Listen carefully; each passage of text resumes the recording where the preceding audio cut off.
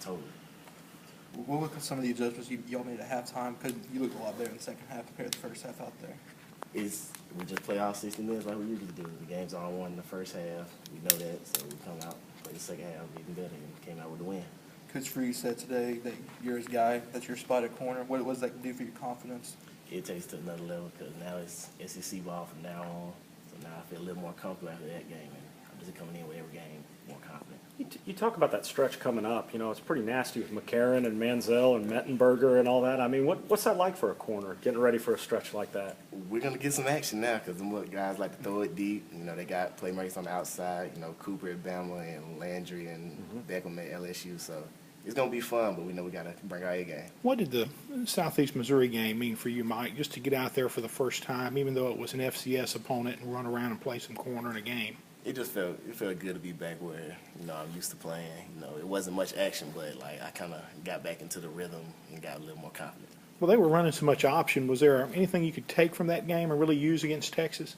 Just really option, you got to come up and be ready to hit. And we knew the backs in Texas were bigger, physical, so we just came up and did our job. You played corner in high school? Yes, sir. Is that right?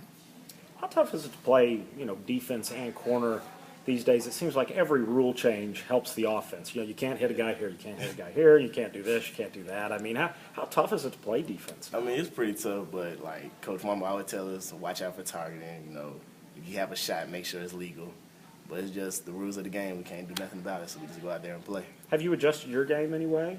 Yes, sir. You know, I kind of start hitting a little lower than usual, but it's how I play, so I just go roll with it. What's the biggest difference between playing inside there at Husky and outside there at corner? Honestly, inside, you really have to be a lot more physical. You're just going against tight ends and linemen 24/7. On the outside, you're going against people as athletic as you. You can overpower them, but you still got to be able to run with them also. But you're still making a lot of tackles, even tackles for loss from your cornerback position.